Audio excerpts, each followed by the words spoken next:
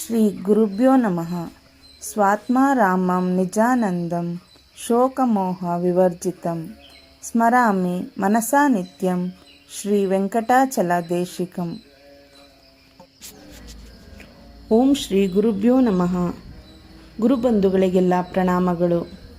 ಇಂದಿನ ಗುರುವಾಣಿಯಲ್ಲಿ ಸದ್ಗುರು ಹೇಳುವುದೇ ಮುಹೂರ್ತ. ಒಮ್ಮೆ ಗುರುಬಂಧು ಒಬ್ಬರು ಅವರ ಅಣ್ಣನ ಮಗಳ ಮದುವೆಗೆ ಮುಹೂರ್ತವನ್ನು ಸೂಚಿಸಿರಿ ಎಂದಾಗ ಗುರುಗಳು ಅವರಿಗೆ ತಾವು ಸೂಚಿಸಿದ ಮುಹೂರ್ತದಲ್ಲೇ ಮಾಡುತ್ತೀರಾ ಎಂದರು. ಆಗ ಅವರು, ಖಂಡಿತ, ನೀವು ಅಮಾವಾಸ್ಯೆಯ ದಿನದಂದೇ ಮುಹೂರ್ತವಿಟ್ಟರೂ ಅಂದೇ ಮಾಡುತ್ತೇವೆ ಎಂದರು. ಆಗ ಗುರುನಾಥರು, ಈಗ ಆಷಾಢ ಮಾಸ, ಈ ಮಾಸದಲ್ಲೇ ಬರುವ ಮಂಗಳವಾರ ಅಂದರೆ ಇಂದಿಗೆ 1 ವಾರಕ್ಕೆ ಬೆಳಿಗ್ಗೆ ಇಂತಿಷ್ಟು ಹೊತ್ತಿಗೆ ಮದುವೆ ಮಾಡಿ ಎಂದರು. ಅವರು ತಕ್ಷಣವೇ ಒಪ್ಪಿ ಹುಡುಗನ ಕಡೆಯವರಿಗೆ ತಿಳಿಸಿದಾಗ ಅವರು ಒಂದು ಗುರುಕ್ಷೇತ್ರದಲ್ಲಿ ಪೂಜೆಗೆಂದು ಹೋಗಿದ್ದರು.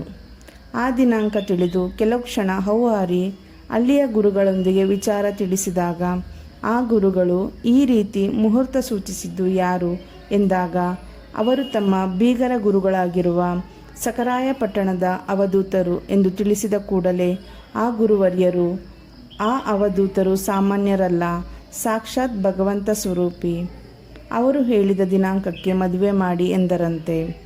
ಅದನ್ನು ನಮ್ಮ ಗುರುಬಂಧುವಿಗೆ ಅವರು ತಿಳಿಸಿ ಒಪ್ಪಿಗೆ ಇತ್ತರು.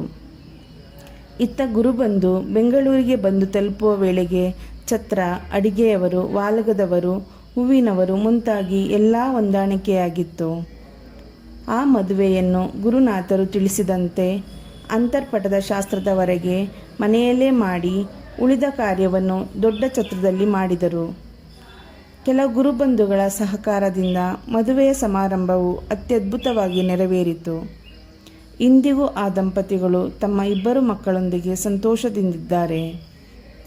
ಹೀಗೆಯೇ ಆ ಗುರುಬಂಧುಗಳಿಗೆ ಅನೇಕ ಬಾರಿ ಅವರಣ್ಣನ ಇನ್ನೊಬ್ಬ ಮಗಳ ಮದುವೆಗೆ ಮುಹೂರ್ತ, ಗೃಹ ಪ್ರವೇಶದ ಮುಹೂರ್ತ ಇಟ್ಟು ಕೊಟ್ಟಿದ್ದಾರೆ.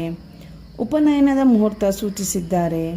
ಆ ಗುರುಬಂಧುವಿನ ಅಕ್ಕನ ಮಗನ ಮದುವೆಯ ಮುಹೂರ್ತ ದಿನವನ್ನು ನಿಗದಿ ಮಾಡಿಕೊಳ್ಳಲು ಕರೆದೊಯ್ದಾಗ ತಮ್ಮ ಸಾನ್ನಿಧ್ಯದಲ್ಲೇ ವಧುವರರನ್ನು ಕರೆಸಿ ಮದುವೆ ಮಾಡಿ ಆಶೀರ್ವದಿಸಿದ್ದಾರೆ.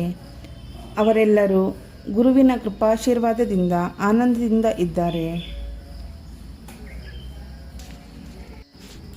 ಇದನ್ನೇ ವೇದಶಾಸ್ತ್ರಗಳಲ್ಲಿ ಗುರುಕೃಪೆಗಿಂತ ದೊಡ್ಡದೇನೂ ಇಲ್ಲ, ಮಾತ್ರವಲ್ಲ ಸದ್ಗುರು ವಾಕ್ಯಕ್ಕೆ ಸಂಪೂರ್ಣ ಫಲ ಕೊಡಲು ಅಷ್ಟಸಿದ್ಧಿಗಳು ಕಾಯುತ್ತಿರುತ್ತವೆ ಎಂದು ಹೇಳಿರುವುದು. ಗುರುಭ್ಯೋ ನಮಃ. ಗುರುವಾಕ್ಯ ಪರಿಪಾಲನೆ. ಒಮ್ಮೆ ಗುರುನಿವಾಸಕ್ಕೆ ಬಂದ ಗುರುಬಂಧು ಒಬ್ಬರಿಗೆ ಗುರುನಾಥರು, ನಾನು ನಿಮ್ಮೂರಿಗೆ ಬಂದಿದ್ದೆನಯ್ಯ ಎಂದರು. ಅದಕ್ಕವರು, ಎಲ್ಲಿ ಗುರುವೇ, ನಾನು ಊರು ಬಿಟ್ಟು ಎಲ್ಲೂ ಹೋಗಿಲ್ಲ ಎಂದಾಗ ಅವರ ಮನೆಯ ಸಂಪೂರ್ಣ ನಕ್ಷೆಯನ್ನು ತಿಳಿಸಿ, ಇಂದಿನ ಜಾಗದಲ್ಲಿ ಒಂದು ಸಪೋಟ ಮರ, ಒಂದು ಮಾವಿನಕಾಯಿ ಮರವಿದೆಯಲ್ಲವೇ ಎಂದರು.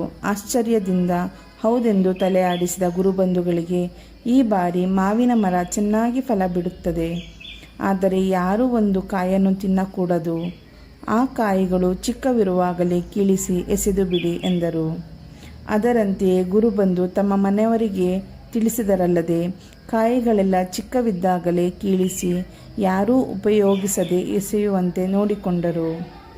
ಆದರೂ ಆ ಮರದಲ್ಲಿ 1-2 ಕಾಯಿಗಳು ಎಲೆಮರೆಯಲ್ಲಿ ಇದ್ದದ್ದನ್ನು ಕಂಡ ಆ ಗುರುಬಂಧುವಿನ ತಮ್ಮನ ಪತ್ನಿ ಯಾರೂ ಇಲ್ಲದ ಸಮಯ ಸಾಧಿಸಿ ಹಾಳು ಮಗನಿಂದ ಮಾವಿನ ಕಾಯೊಂದನ್ನು ಕೀಳಿಸಿ ಬಸುರಿ ಬಯಕೆ ತಡೆಯಲಾರದೆ ತಿಂದುಬಿಟ್ಟರು.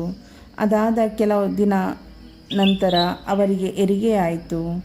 ಆ ನಂತರ 3 ತಿಂಗಳಲ್ಲಿ ಆ ಸ್ತ್ರೀಯು ಹೆಣ್ಣು ಮಗುವನ್ನಾಗಲಿ ಅಸುನೀಗಿದರು.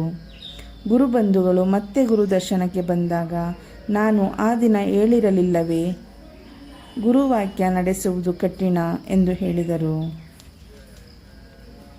ಗುರುಭ್ಯೋ ನಮಃ.